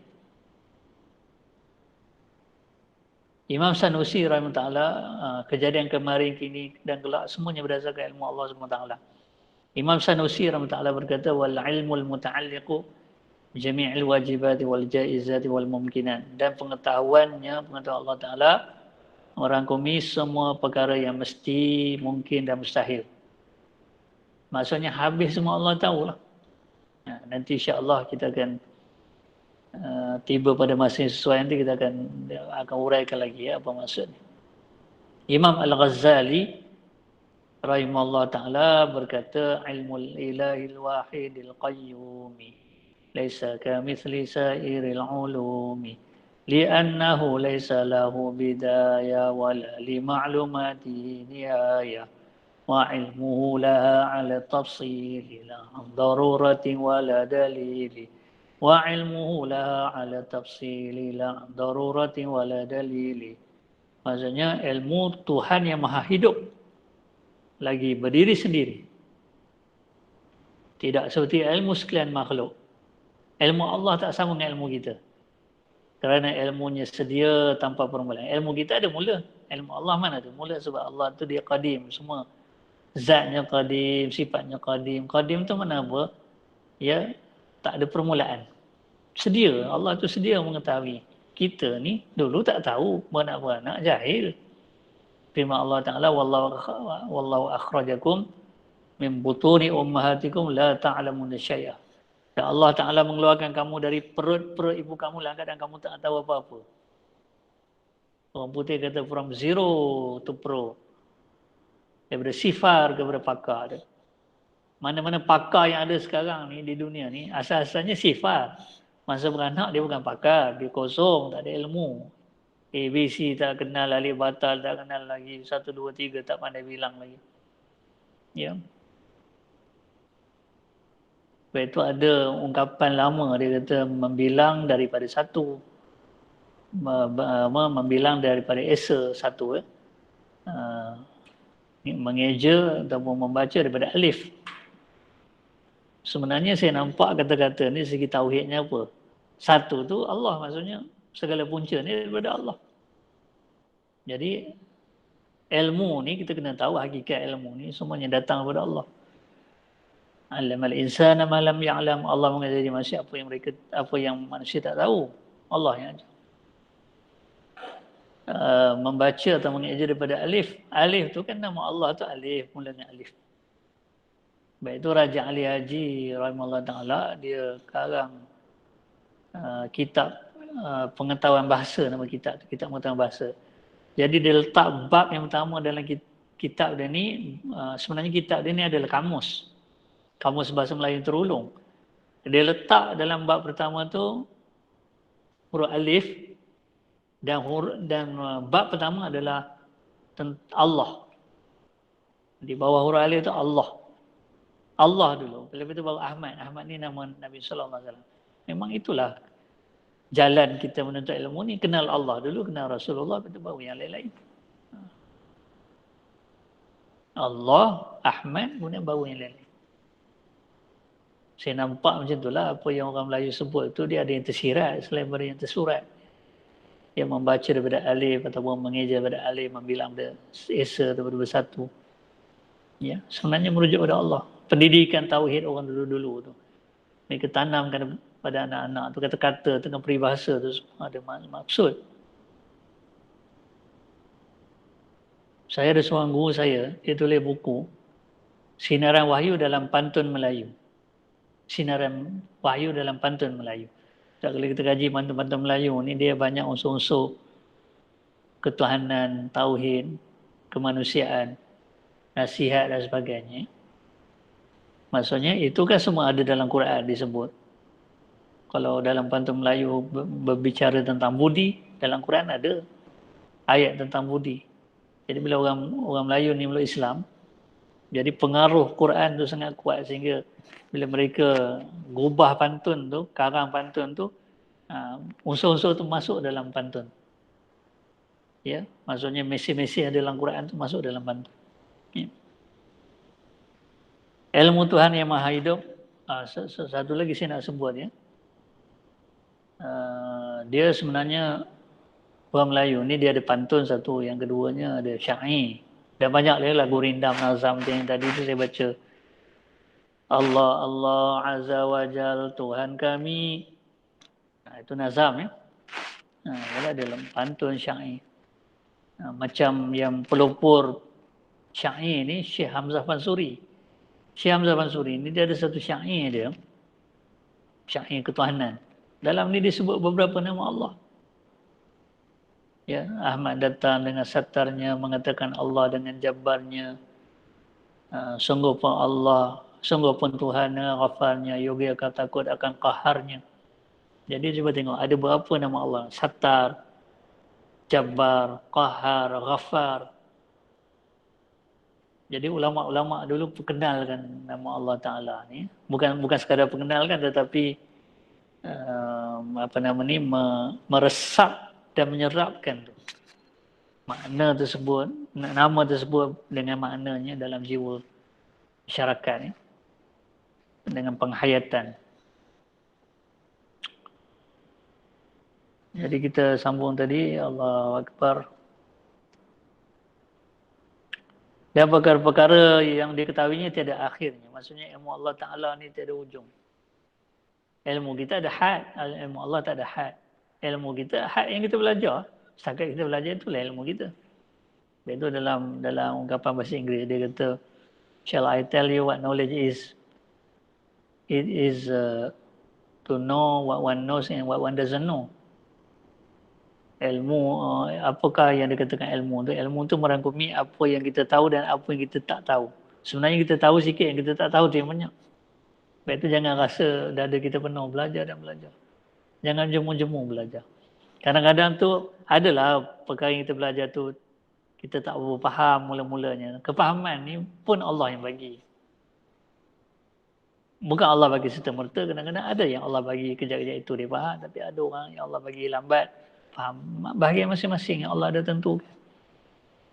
Tapi jangan jemu-jemulah kita belajar dan berdoa supaya Allah kurniai kita ilmu. Ya. Ilmunya tentang perkara-perkara tersebut adalah secara terperinci. Allah tahu satu persatu. Ni tuan-tuan tengok di belakang saya ni ada dinding kan. Dalam dinding ni kan ada simen, ada pasir dan ada besi konkrit di dalamnya. Nampak? Kita tahu, ini ilmu kita ya. Kita tahu ini dinding ni dia ada simen, dia ada pasir, dia ada apa tu besi konkrit. Hal itu je lah ilmu kita. Tahu tak pasir ni dari mana ambil? Daripada lombong mana, dari sungai mana pasir ni dia ambil? Bila pasir ni dia ambil? Lori mana yang bawa ke sini? Demikian juga simen. Simen yang ada ni, daripada kilang simen mana? Daripada bukit mana, gunung mana yang ada kuari di situ kan? Kita tak tahu. Berapa isi padu ni, kita tak tahu. Tapi Allah tahu, satu persatu Allah tahu. Apa dalil Allah tahu? Wa ahsa kulla syai'in adada. Itu firman Allah Ta'ala dalam Quran. Allah mengetahui satu persatu. Itu tafsir ayat tadi menafsirkan nama Allah Al-Muhsi. Al-Muhsi itu banyak orang terjemah yang maha menghitung. Itu tak dihurai dengan tepat. Menghitung, kita ni kalau menghitung, maksudnya kena membilang 1, 2, 3. Nak tahu berapa banyak penduduk di Malaysia ni kena buat bancian, kena hitung. Dah hitung baru tahu. Ni dalam bakul ni ada buah. Berapa biji buah kena bilang baru tahu. Adakah Allah kena bilang, Allah kena selidik, Allah kena analisis, baru Allah tak. Allah sedia mengetahui satu persatu. Wa ahsa kulla syai'in adada. Allah mengetahui satu persatu, bukan dengan jalan menghitung. Macam mana pula Allah tak tahu? Dia yang cipta, dia tahulah. Sebab itu ada ayat yang juga menafsirkan nama Allah, ala ya'lamu man khalaqa wa huwal latiful khabir. Tidakkah Allah Ta'ala yang cipta tu dia tahu apa yang dicipta? Tentu dia tahu sebab dia yang cipta. Sebab tu kalau ada orang tanya, macam mana Allah boleh tahu semua? Apa pula tak tahu? Dia yang cipta semua. Dia tahulah satu-satu. Dia yang cipta satu-satu. Semua sel-sel, atom-atom tu, unit yang paling kecil tu, Allah yang cipta. Daripada kecil-kecil sampai besar-besar. Innama hiya a'malukum usiha lakum. Tu kalau kita belajar hadis 40 pula ada hadis tadi. Ya, kama qala sallam, sesungguhnya aku mengetahui amalan kamu satu persatu. Itulah hadis 40. Juga menafsirkan nama Allah Al-Muhsi. Amalan kita dah lupa berapa banyak amalan yang kita dah buat. Berapa kali dah semayang? Berapa kali dah kita semayang? Siapa tahu? Tak tahu, tapi Allah tahu. Innama hiya a'malukum usiha lakum. Semuanya itulah amalan kamu yang aku tahu satu persatu. Tapi bukan dengan jalan menghitung. Tapi Allah yang jadikan kita, Allah jadikan perbuatan kita. Allah tentu tahu. Baik itu saya sebut dalam kuliah terdahulu, awalaisal ladzi khalaqas samawati wal ard biqadirin ala an yakhluqa mithlahum bala. Ujung tu kan bala wa huwal khallaqul alim. Al-Khallaq Maha Pencipta, Al-Alim Maha Mengetahui. Ulama menerangkan rahsia ayat ini. Al-Khallaqul Alim, kenapa berangkai dua nama? Al-Khallaqul Alim. Maha Mencipta lagi Maha Mengetahui. Jadi ayat ini menjadi dalil bahawa Allah mengetahui Al-Alim tiap-tiap yang dia cipta. Al-Khallaq. Al-Khallaqul Alim. Allah mencipta, jadi tentu dia mengetahui apa dia cipta. Ya. Satu persatu. Namun tidak disifatkan sebagai ilmu yang mudah didapati tanpa berfikir dan bukan pula ilmu diperoleh berdasarkan dalil. Ilmu Allah Ta'ala ni bukan macam ilmu kita. Ilmu kita ni ada ilmu daruri, ada ilmu nazari. Kalau ilmu daruri ni saya bagi contoh lah. 1 + 1, 2. Itu ilmu daruri. Daripada budak-budak kecil sampai orang dewasa, semua tahu. Tak payah fikir panjang. 1 + 1, 2 lah. Itu ilmu daruri. Kalau ilmu nazari pula, 100 tolak 5 kali 3 ya bahagi 4 kali 8 tolak 3 berapa? Kena fikir dulu, kena congak dulu, kena kira dulu. Baru dah cepat. Itu panggil ilmu nazari. Adakah ilmu Allah ni ilmu daruri dan ilmu nazari? Tak. Allah sedia mengetahui. Tak sama dia ilmu ni. Dan ilmu Allah ni bukan dengan cara Allah belajar. Kita ilmu kita dengan cara belajar kasbi. Walaupun ada ilmu laduni kalau Allah nak bagi, tapi siapa kita yang Allah nak bagi laduni? Jangan tunggu yang tu. Kena belajarlah kasbi. Sebab Allah suruh kita belajar. Ya, dalam kitab Jawaharatul Tauhid, Syekh Ibrahim Laqani yang Ta'ala kata, wa ilmu wa la yuqalu muktasab. Ilmu Allah ni jangan kita kata ilmu Allah ni ilmu yang didapati dengan cara usaha. Allah usaha, Allah belajar, Allah menuntut bahawa Allah tahu. Tak. Dia sedia mengetahui. Habis semua dia tahu. Pengetahuan Allah Ta'ala sangat terperinci sehingga kan dikatakan we can count the seeds in a fruit. Only God can count the fruits in one seed. Maksudnya kita dapat mengetahui jumlah biji benih daripada sebiji buah. Katakan durian ke limau kan, kita boleh tahu berapa biji yang ada dalam tu. Bukalah satu-satu. Sambil makan tak? Namun hanya Allah Ta'ala yang mengetahui bilangan buah yang akan terhasil pada satu biji benih. Ilmu kita setakat tahu berapa biji. Ilmu Allah Ta'ala pula, setiap biji itu apa akan jadi. Yang mana akan tumbuh, bila dia tumbuh, di mana dia tumbuh. Ya, dia akan berbuah ke tidak. Kalau dia berbuah pula, berapa banyak buah dia. Siapa yang akan makan buah dia. Semua tu dah ada dalam ilmu Allah. Itu perinci. Nampak beza ilmu Allah dengan ilmu kita. Jadi dengan ilmu yang sikit, janganlah kita rasa bangga, rasa sombong. Ya. Dia lagi banyak kita mengaji ni, sepatutnya lagi kita merendah diri. Kerana kita tahu, kita ni tak ada ilmu. Ilmu tu semua datang daripada Allah Ta'ala. Allah yang mengilmukan kita. Kemudian Allah SWT mesti mendengar. Ini dalam pengajian Asma Allah Husna, nama Allah As-Sami'. Mendengar adalah sifat yang mesti ada dan sedia ada pada Allah Ta'ala. Dengan sifat ini Allah SWT mendengar segala yang wujud. Allah Ta'ala berfirman, Inna Allah sami'un alim. Sesungguhnya Allah Maha mendengar lagi Maha mengetahui. Jika Allah SWT tidak punya sifat mendengar, tentu Allah SWT peka. Padahal peka itu adalah sifat negatif. Sifat negatif ini maknanya sifat kekurangan. Dia cacat. Sifat negatif mustahil ada pada Allah SWT. Ya Imam Sanusi rahmatullah kata, wan naqsu alaihi ta'ala muhal. Sifat kekurangan mustahil ada pada Allah SWT. Kalau kita zikir subhanallah, subhanallah, subhanallah, subhanallah, subhanallah. Maha suci Allah daripada apa? Daripada kekurangan, daripada kesilapan, daripada kelemahan. Tak ada. Itu makna subhanallah.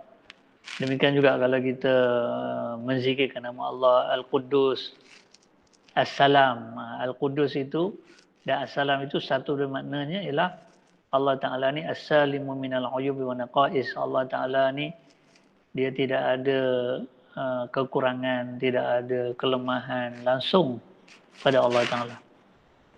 Sedangkan sebagai makhluk jadi oleh Allah SWT pun ada yang dapat mendengar. Seperti manusia dan binatang. Ini kan pula Allah Ta'ala. Takkan makhluk boleh mendengar, Allah pula tak boleh mendengar. Itu yang Imam Ghazali sebut dalam kitab Al-Iqtisad fil I'tiqad. Dia kata, wa ma'lumun anna al-khaliqa akmalu minal makhluk.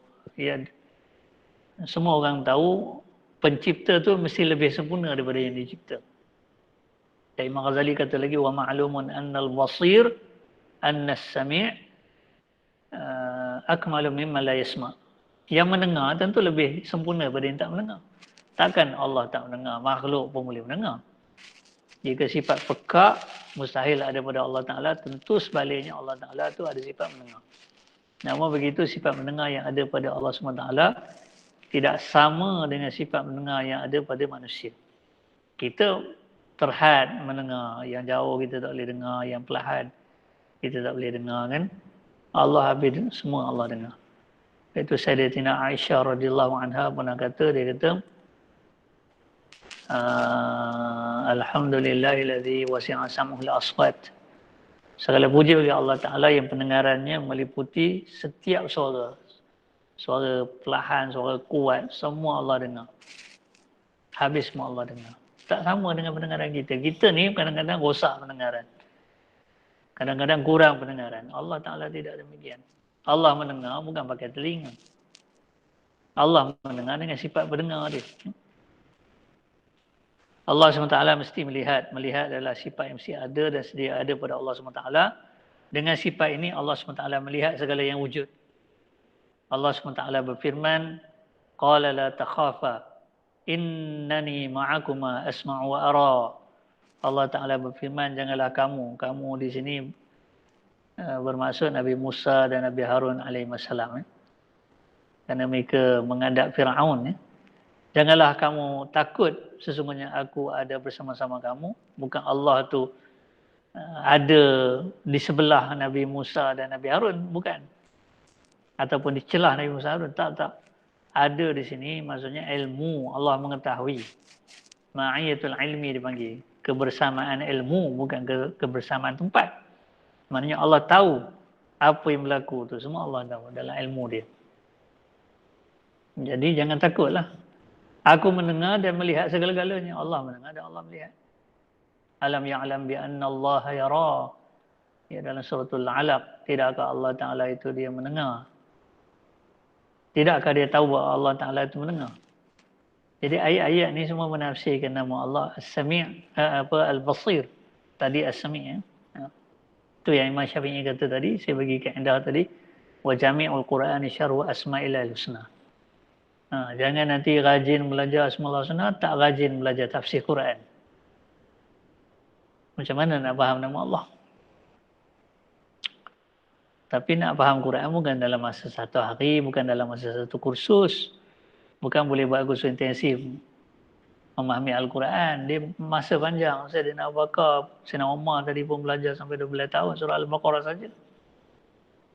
Ya, maksudnya mendalami, bukan dia tak belajar surah lain, maksudnya untuk mendalami surah Al-Baqarah itu saja pun mengambil masa sampai 12 tahun, 8 tahun, 12 tahun. Ya, jangan jemu-jemu belajar. Bila kita dah belajar, beramal. Sebab Sayyidina Ali karamallahu wajhah kata, al-ilmu yatifu bil amal fa in ajabahu wa illa irtahla. Ilmu ni ya memanggil kita supaya beramal dengan dia. Kalau kita tak beramal, ilmu tu pergi, lupalah kita. Hilanglah ilmu tu. Ada satu hadis Nabi SAW sabda, man amila bima alima warasahullah ilma ma lam ya'lam. Siapa beramal dengan ilmu yang dia ketahui, Allah akan bagi ilmu yang dia tidak tahu. Ya. Itu antara kelebihan. Jika Allah SWT, baik ini dah tadi ya. Jika Allah SWT tidak punya sifat melihat, tentu Allah Ta'ala buta. Padahal buta itu adalah sifat negatif, sifat kekurangan, sifat kelemahan. Cacat, sifat negatif mustahil ada pada Allah SWT. Sedangkan makhluk yang dijadikan oleh Allah SWT pun ada yang dapat melihat seperti manusia dan binatang. Ini kan pula Allah Ta'ala. Jika sifat buta mustahil ada pada Allah SWT, tentu sebaliknya Allah SWT melihat. Namun begitu sifat melihat yang ada pada Allah SWT tidak sama dengan sifat melihat yang ada pada manusia. Kita lihat pakai mata kan. Kalau nak tahu macam mana proses penglihatan itu berlaku, itu kena tanya Dr. Muhayya, itu pakar mata. Pakar mata. Dia boleh hurailah tentang macam mana proses melihat. Tapi melihat Allah tak sama macam tu. Tak sama. Kita melihat ni bagai ada biji mata, ada mata hitam, ada retina, ada macam-macam. Ya, orang belajar sains tahulah. Tapi melihat Allah bukan pakai mata. Allah melihat dengan sifat pelihat dia. Itu tak sama dengan kita. Kita ni kadang-kadang mata kita rosak ataupun kabur, yang glaukoma, ada katarak, masalah. Kadang-kadang buta. Tapi Allah Ta'ala tidak. Namun begitu sifat melihat yang ada pada Allah Ta'ala tidak sama dengan sifat melihat yang ada pada manusia. Tidak ada sesuatu boleh melindungi penglihatan Allah. Kita boleh tutup pandangan manusia. Tapi kita tak boleh tutup pandangan Allah Ta'ala. Sebab itu Hatim Al-Assam, rahimahullah Ta'ala dia kata, ta'ahad nafsaka fi thalathin. Idza amilta fadhkur nazar Allah ilayka. Wa idza takallamta fadhkur sama Allah minka. Wa idza sakata fadhkur ilmu Allah fika. Jaga dirimu dalam 3 keadaan, 3 situasi. Bila kamu membuat sesuatu, ingat Allah melihat kamu. Sebab dia Al-Basir, Maha melihat. Dan apabila kamu mengucapkan sesuatu, bercakap, bersyarah, berceramah, berkuliah, ya, berborak, bersembang, ya, ingat Allah Ta'ala mendengar apa yang kamu cakap tu. Sebab Allah Ta'ala tu dia Al-Sami' Maha mendengar. Dan apabila kamu diam, maksudnya tak ada buat apa-apa, tak ada bercakap apa-apa, dalam hati je niat. Dalam hati je ada hasrat, niat, lintasan. Ingat Allah mengetahui apa yang dalam hati kamu. Innahu alimun bidzati sudur. Allah mengetahui apa yang ada dalam hati kita. Jadi kalau ketiga-tiga sifat dan nama Allah ni kita bawa dalam kehidupan kita, maksudnya kita sentiasa menghayatinya, tentu kita tercegah daripada jenayah, rasuah, maksiat. Kerana apa yang kita buat Allah lihat, apa yang kita cakap Allah dengar, apa yang kita niat Allah tahu. Nak sorok macam mana? Tak boleh. Ya. Muraqabatullah, merasa diri diperhati, diketahui, diawasi oleh Allah Ta'ala. Allah SWT mesti berkata-kata. Berkata-kata adalah sifat yang mesti ada dan setia ada pada Allah SWT. Dengan sifat ini Allah Ta'ala memerintah, melarang atau memberitahu sesuatu perkara. Sebab itu dalam Quran kan ada perintah Allah, larangan Allah, perkhabaran tentang kiamat dan sebagainya.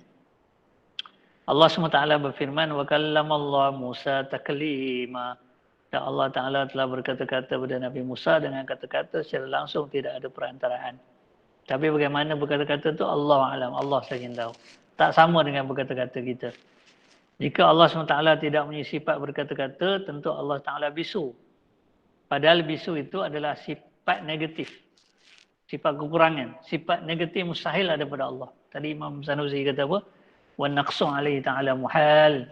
Kekurangan itu mustahil ada pada Allah. Kita pun zikir subhanallah, menafikan kekurangan kepada Allah. Kita juga zikir nama Ya Quddus, Ya Salam, itu juga menafikan kekurangan kepada Allah. Sedangkan makhluk yang dijadikan oleh Allah Ta'ala pun ada yang dapat berkata-kata seperti manusia. Ini kan pula Allah SWT.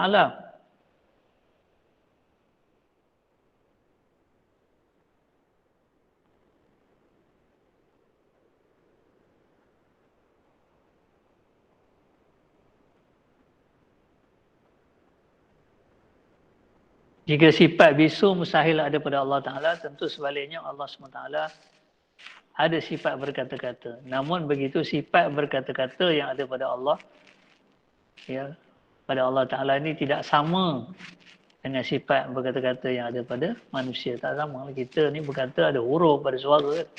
Allah Ta'ala berkata-kata bukan huruf suara. Mungkin ada orang tanya, habis itu macam mana berkata Allah? Wallahualam, Allah lebih tahu. Kita tak tahu. La ya'lamullaha illallah. Itu dalam kitab Tahqiqul Maqam, kitab syarah pada kitab Aqidatul Awam. Disebut dalam tu, la ya'rifullaha illallah fattaidu. Tidak mengenal Allah kecuali Allah. Jadi Allah yang tahu sifatnya itu macam mana. Kita tahu syakat yang Quran kita. Quran kata wa kallamallahu Musa taklima. Quran kata Allah berkata-kata. Tapi kita tak tahu hakikat berkata. Quran tak memberitahu kita secara terperinci berkata-kata Allah tu hakikatnya bagaimana. Allah juga yang tahu. Cuma yang kita wajib, yang kita mestinya percaya Allah tak ada sifat berkata-kata. Takkan Allah tu cacat, bisu. Ya? Mustahil. Namun begitu, sifat berkata-kata yang ada pada Allah Ta'ala tidak sama dengan sifat berkata-kata yang ada pada manusia. Imam As-Sanusi rahimahullah dalam kitab Ummul Barahim berkata, wal kalamul ladzi laisa biharfin wala sautin. Sifat berkata-kata yang ada pada Allah itu tidak huruf dan bersuara. Ada orang mengajar. Ya, saya ingat di Kuala Lumpur lah, ada dalam YouTube. Dia mengajar, dia kata Allah ni berkata-kata dengan bahasa Arab. Ini menyeleweng, ya. Ini salah. Terkeluar pada ahli sunnah wal jamaah. Allah Ta'ala bercakap dengan bahasa Arab. Allah berkata-kata dalam bahasa Arab. Sebenarnya bahasa Arab itu bahasa yang Allah jadikan. Bukan Allah yang bercakap dalam bahasa Arab. Sebenarnya semua bahasa yang kita tutur ni Allah yang jadikan. Walaupun lidah sama, tapi bila bercakap lain-lain. Itulah tanda kehebatan Allah. Itu dalam Quran kata, waqtilafu alsinatikum.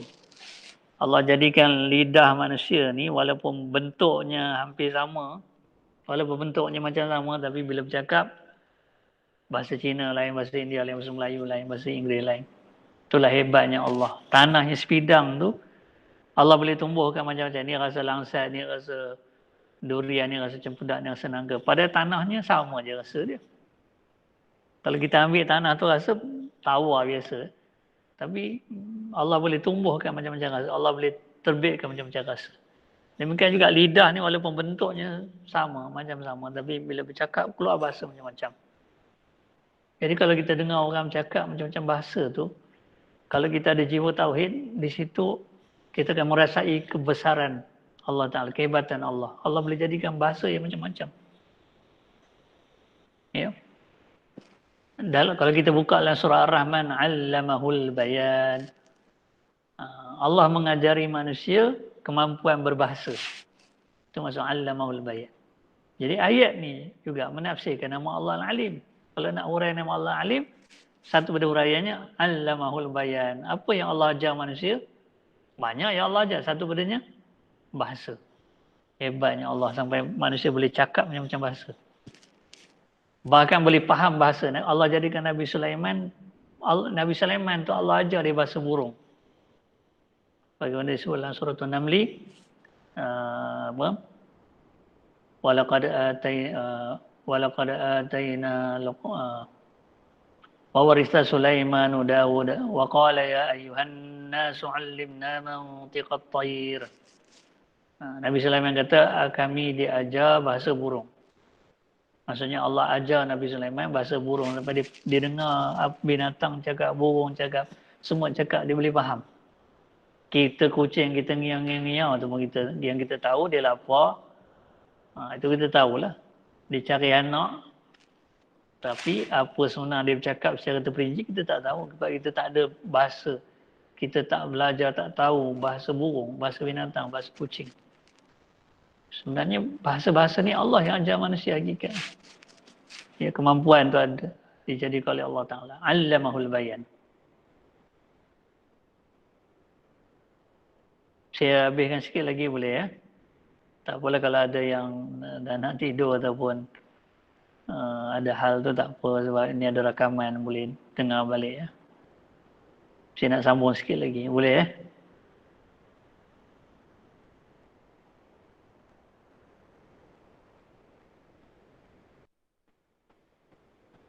Alhamdulillah.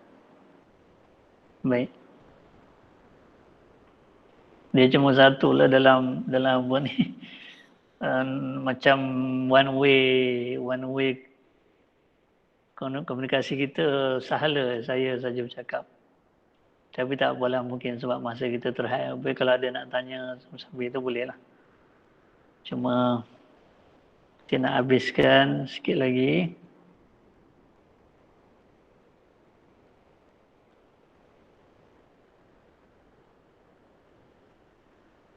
Jika demikian halnya bagaimanakah sifat berkata-kata Allah SWT itu? Kita berkeyakinan bahawa Allah SWT berkata-kata dengan yang selayak baginya. Namun tidak mengetahui hakikat. Kita tak tahu hakikat. Allah yang tahu ya. Kita tahu setakat yang Quran dan Sunnah beritahu. Ya, yang dihuraikan oleh para ulama. Itu je. Kemudian Allah, sebab itu dalam kitab Aqidah Tahawiyah, Imam Tahawi kata, wala nakhudhu fillah. Kita tidak boleh memperkatakan Allah Ta'ala tanpa ilmu, tanpa ada dalil, ya, tanpa ada sandaran, ya, rujukan. Allah SWT mesti hidup. Hidup adalah sifat yang mesti ada pada Allah. Dalam pengajaran Asma Allah Husna, Al-Hayyu. Hidup adalah sifat yang mesti ada dan sedia ada pada Allah SWT. Hidupnya Allah Ta'ala tidak sama dengan hidupnya makhluk. Allah SWT hidup tanpa nyawa dan nafas. Sifat hidup mengesahkan sifat-sifat yang ada pada Allah. Kalau tak hidup, mana mungkin Allah berkuasa, berkendak, mengetahui, mendengar, melihat dan berkata-kata. Bila ada sifat hidup, baru sahnya ada sifat kuasa, kendak, mengetahui, mendengar, melihat dan berkata-kata. Tidak nak letak mana sifat tu. Ya, kalau tak hidup, Allah SWT berfirman, sebab itu kata tuan guru saya, sifat hidup ni dia ibarat enjin lah. Tak ada enjin tak berfungsi lah. Tak berfungsi lah sifat berkuasa, berkendak, mengetahui itu ya. Allah SWT berfirman, wa tawakkal 'alal hayyil ladzi la yamut. Dan berserahlah engkau kepada Allah Tuhan yang hidup, yang tidak mati. Baik itu Nabi kita Muhammad sallallahu alaihi wasallam, baginda ada TTT. Tuan-tuan tahu tak apa TTT? Kalau ada yang mana tahu, ada yang tahu dia, kalau saya bercakap seorang ni takut mengantuk. Ada yang tahu tak? Kalau tak tahu saya hurailah. TTT. Nabi Muhammad SAW ada TTT. Tak ada yang respon, tak tahulah. Okey, baik-baik. TTT itu maksud saya tawakal tingkat tinggi. Nabi SAW ada tawakal tingkat tinggi. Itulah hikmah. Ya, sebagaimana kata Imam Ja'far As-Sadiq. Ya. Dia kata, radhiyallahu anhu, dia kata apa nama ni, hikmah Nabi SAW itu yatim berkali-kali. Nabi SAW yatim, mula-mula yatim ayah, sejak kandungan ayahnya dah meninggal dunia kan. Kemudian yatim ibu umur 6 tahun, kemudian umur 8 tahun yatim datuk, berkali-kali yatim, bertimpa-timpa yatim ya. Jadi apa hikmahnya? Maknanya Allah Ta'ala nak Nabi SAW jangan bergantung pada ayah, jangan bergantung pada mak, jangan bergantung pada datuk. Sebab mereka itu semua makhluk. Makhluk bukanlah sandaran yang kuat, sandaran yang rapuh. Kalau kita bersandar pada makhluk, ibarat sandar dinding yang rapuh, roboh dinding tu dengan kita-kita pun sekali jatuh. Ruknun syadid, ya, sandaran yang kokoh, yang kuat adalah Allah Ta'ala. Sebab manusia, makhluk sama macam kita, sama taraf. Makhluk akan mati. Kita nak sandar pada dia, dia akan mati. Kita nak sandar pada dia pun lemah macam kita. Jadi bersandarlah kepada Allah. Bertawakal kepada Allah sebab Allah tak akan mati. Allah Maha Kuat, tidak akan lemah. Wa tawakkal 'alal hayy alladzi la yamut. Dan berserahlah engkau pada Allah Tuhan yang hidup, yang tidak mati. Orang yang mati tidak mempunyai kehendak dan kuasa. Sebagai contoh, orang yang mati tidak akan dapat membuang undi dalam pilihan raya. Ini contoh nak bagi faham. Jika perkara ini terjadi juga, maka ia dinamakan pengundi hantu. Adakah pengundi hantu wujud? Tak. Mungkin tak wujud. Tak wujudlah pengundi hantu.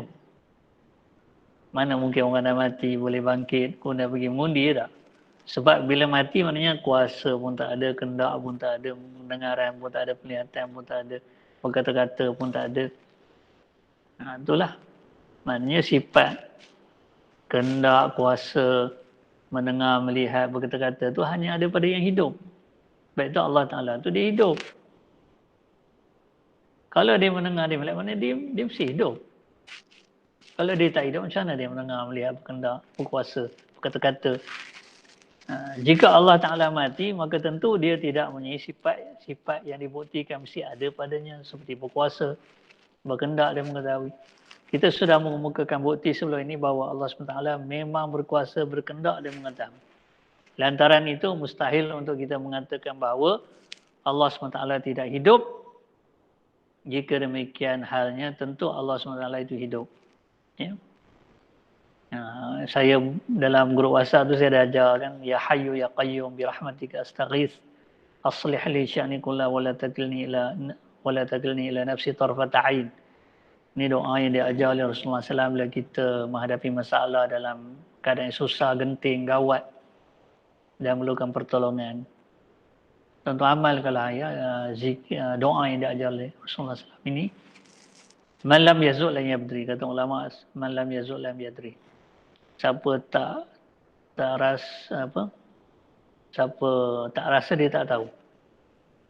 Maksudnya nak tahu kesan tu kena amal lah. Amal dengan iman dan ihtisab, amal dengan yakin. Maksudnya kena tahu makna nama tu, jangan zikir kosong tanpa roh, tanpa jiwa, tak tahu makna. Kalau kita sebut Al-Hayyu tu makna dia apa? Itu yang kita kena belajar. Yang Maha Hidup, hidup Allah tu macam mana hidup dia? Adakah sama? Manusia pun hidup, tapi sama ke? Apa maksud hidup Allah? Ya, jadi dalam doa Nabi SAW itu ada dua nama Allah, Ya Hayyu Ya Qayyum, yang Maha Hidup lagi Maha Mengurus atau Maha Berdiri dengan sendiri. Nanti insya-Allah tiba masanya kita akan uraikan. Baik.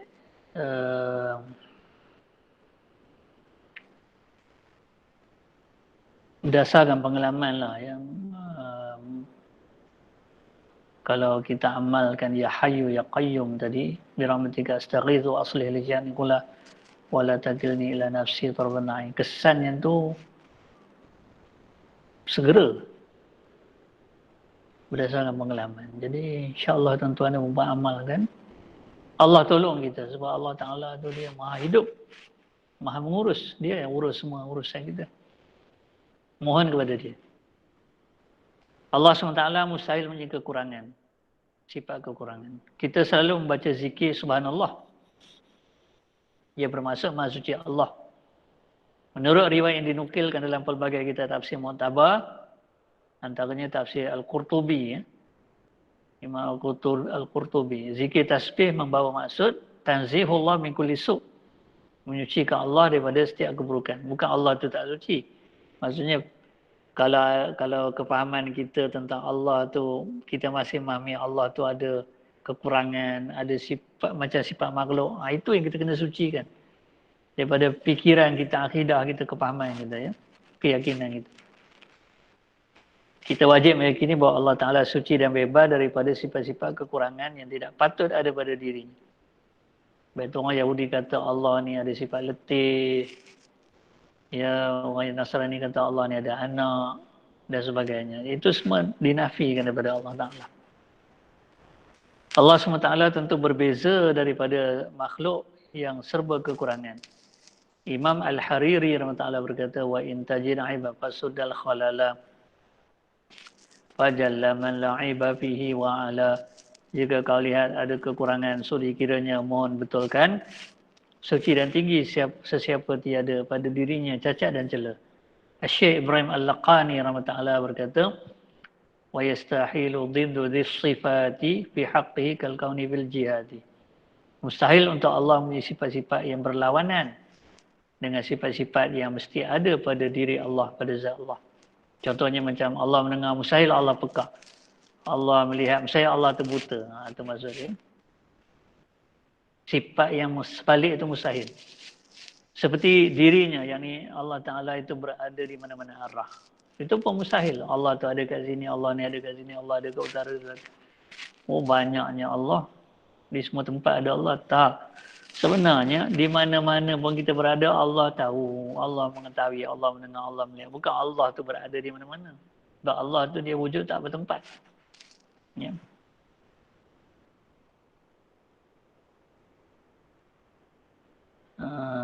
Allah tu bukan di atas. Bukan di bawah, bukan di kanan, bukan di... Imam Tahawi dalam kitab Aqidah Tahawi kata, la tahwihil jihatu sittu kasairil mubtada'at. Allah Ta'ala tu tidak lingkungi oleh arah yang enam, depan, belakang, kiri, kanan, dan bawah. Ya, tak. Baik, yang terakhir malam ni, Allah Ta'ala, ni sifat harus bagi Allah. Tadi itu sifat mustahil. Ya? Sifat yang mustahil ada pada Allah. Bukan Allah ni ada sifat mustahil, jangan salah fahamlah. Yang tadi itu sifat-sifat mustahil yang mustahil ada pada Allah. Sifat-sifat yang mustahil ada pada Allah. Iaitulah sifat kekurangan. Ya. Sifat-sifat yang berlawanan dengan sifat-sifat yang mesti ada pada Allah. Kemudian yang akhir pada malam ni, Allah SWT harus mengadakan atau meniadakan perkara yang mungkin. Nah, ini kaedah tauhid ni, prinsip tauhid ni sangat penting.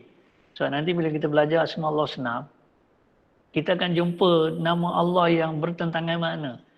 Contohnya Al-Mu'izz yang memuliakan, Al-Muzil yang menghinakan. Kenapa? Kalau orang tak belajar ni, dia akan, kenapa Allah ni? Ya, menghinakan, betul, memuliakan, kenapa bertentangan? Nah, jadi dia, sebab ini perkara harus. Allah nak menghinakan orang tu ke, Allah nak hinakan, Allah tak nak hinakan, Allah nak muliakan, Allah tak nak muliakan. Itu harus. Itu kita kena belajar sifat harus. Allah SWT itu hak dia. Kita la yusallu amma yaf'alu wa hum yusallun.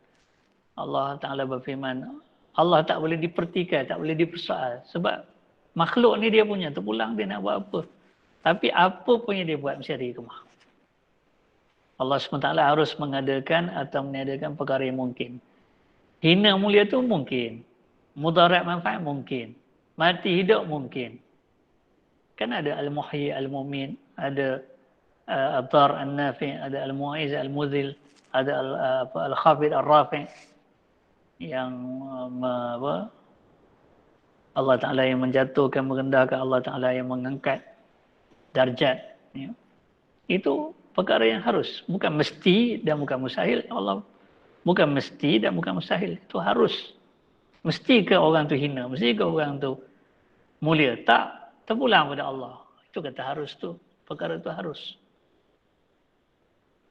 Peribahasa menantikan kucing bertanduk membawa maksud menantikan perkara yang tidak mungkin berlaku. Ini orang Melayu cakap macam tu. Ya. Sebenarnya kewujudan kucing bertanduk hanya mustahil dari segi kebiasaan. Ini dipanggil mustahil adat. Tetapi tidak mustahil dari segi logik. Dari segi akal tak mustahil. Ini bukan mustahil akli. Boleh je kalau Allah nak buat kucing tak ada tanduk, apa masalahnya. Cuma Allah tak nak. Allah tak buat kucing yang bertanduk. Kalau nanti satu hari ada kucing bertanduk, bermakna Allah nak buat, Allah buat. Terpulang pula dia. Sebab itu dalam Quran kata, dia petik ayat. Hal ini demikian kerana kucing bertanduk adalah perkara yang mungkin, iaitu boleh berlaku atau tidak berlaku. Kewujudan kucing bertanduk bukanlah perkara yang mesti atau mustahil. Allah SWT mempunyai kehendak dan kuasa yang tidak boleh dilawan atau dihalang oleh sesiapa pun. Demikian juga tidak ada sesiapa pun yang boleh memaksa Allah. Jadi Allah Ta'ala harus menjadikan kucing bertanduk dan harus pula tidak menjadikannya. Syed Ahmad Al-Marzuqi Ta'ala berkata, inilah kita Aqidatul Awam, wa jaizun bi fadlihi wa adlihi tarkun likulli mumkinin ka fi'lihi. Allah SWT punya sifat yang harus, iaitu mengadakan perkara yang mungkin atau meniadakannya dengan kurniaan dan keadilannya. Ya, Allah tetap adil. Allah tu walau apa pun yang dia buat, dia tetap adil. Kalau dia bagi kita, itu limpah kurnia. Kalau dia tak bagi pada kita, dia tetap adil.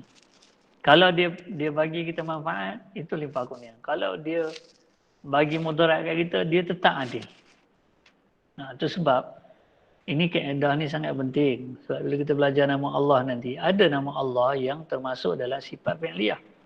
Sifat perbuatan. Sifat perbuatan ni dia berkait dengan sifat harus. Maksudnya Allah boleh buat, Allah boleh tak buat, terpulang pada dia. Bukan mesti dia buat. Ya. Allah SWT berfirman, وَرَبُّكَ يَخْلُقُ مَا يَشَاءُ وَيَخْتَارُ.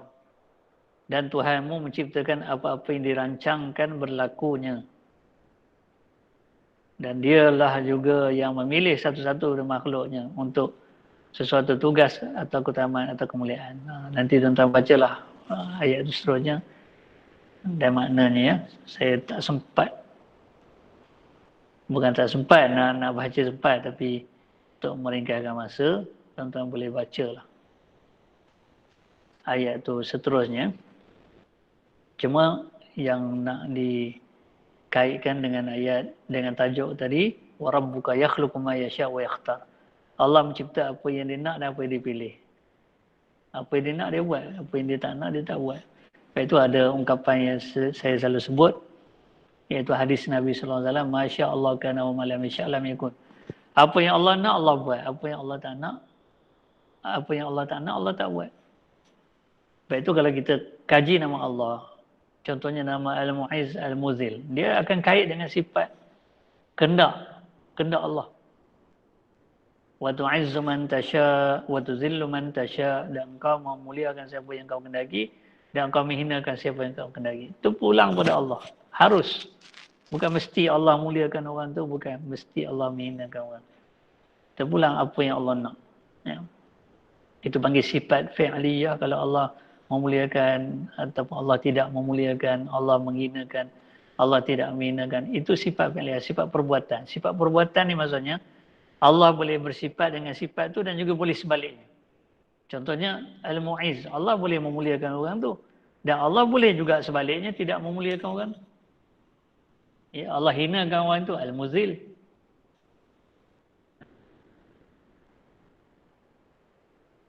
Jadi sekadar itulah pada malam ini. Wallahu alam.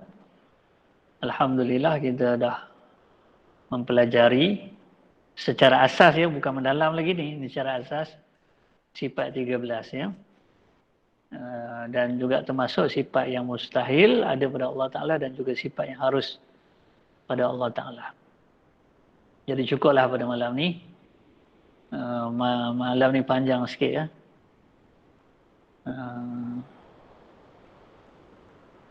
Cuma harap tuan-tuan putu tidak jemu lah. Kalau terlepas pandang tadi, terlepas dengar ke, boleh dengar balik sebab saya ada rakaman ni kan. Wallahu alam. Jadi saya rasa nak buka soalan pun dah larut malam. Kalau tuan-tuan ada soalan boleh tanya dalam WhatsApp group lah. Mungkin saya akan jawab secara tulisan ataupun secara apa tu, rakaman audio saya kan. Wallahu alam. Sekadar itu.